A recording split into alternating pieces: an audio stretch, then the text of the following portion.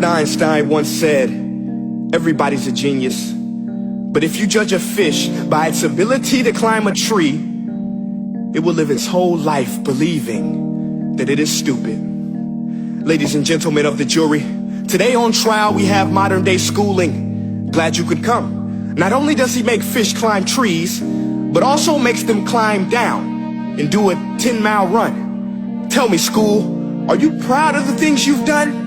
Turning millions of people into robots, do you find that fun? Do you realize how many kids relate to that fish swimming upstream in class, never finding their gifts, thinking they are stupid, believing they are useless? Well, the time has come, no more excuses. I call school to the stand and accuse him of killing creativity, individuality, and being intellectually abusive. He's an ancient institution that has outlived his usage. So, Your Honor, this concludes my opening statement, and if I may present the evidence of my case, I will prove it. Proceed. Exhibit A. Here's a modern day phone. Recognize it? Here's a phone from 150 years ago. Big difference, right? Stay with me. Here's a car from today, and here's a car from 150 years ago. Big difference, right? Well, get this. Here's a classroom of today, and here's a class we used 150 years ago. Now ain't that a shame? In literally more than a century, nothing has changed. Yet you claim to prepare students for the future? But with evidence like that, I must ask, do you prepare students for the future or the past? I did a background check on you and let the record show that you were made to train people to work in factories, which explains why you put students in straight rows, nice and neat, tell them sit still, raise your hand if you want to speak, give them a short break to eat, and for 8 hours a day tell them what to think. Oh, and make them compete to get an A letter which determines product quality, hence grade A of meat.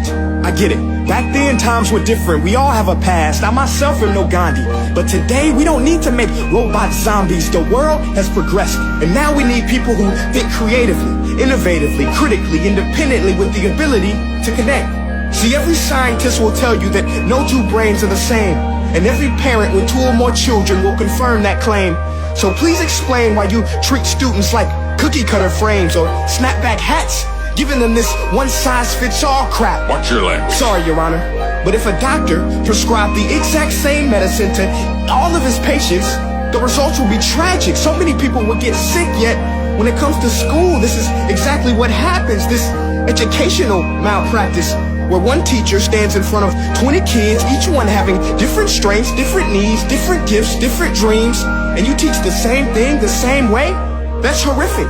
Ladies and gentlemen, the defendant should not be acquitted. This may be one of the worst criminal offenses ever to be committed. And let's mention the way you treat your employees. Objection. Overruled. I want to hear this. It's a shame.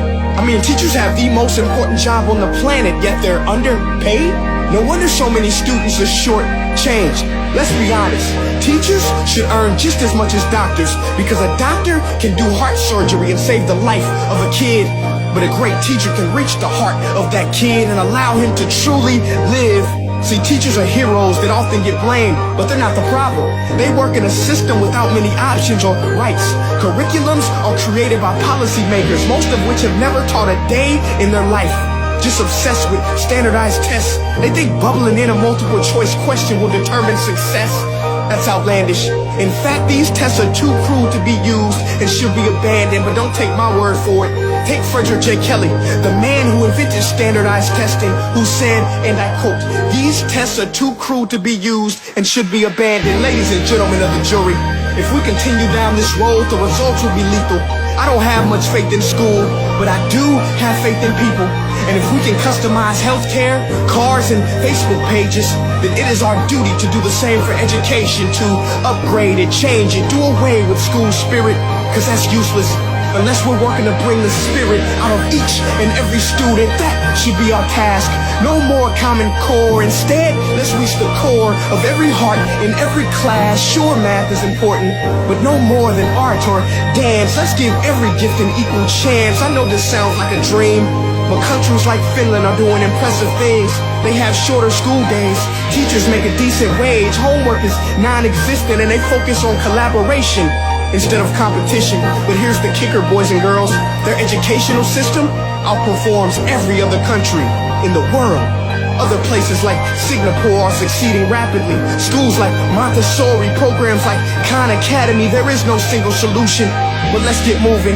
Because while students may be 20% of our population, they are 100% of our future. So let's attend to their dreams, and there's no telling what we can achieve. This is a world in which I believe, a world where fish are no longer forced to climb trees. I'll rest my case.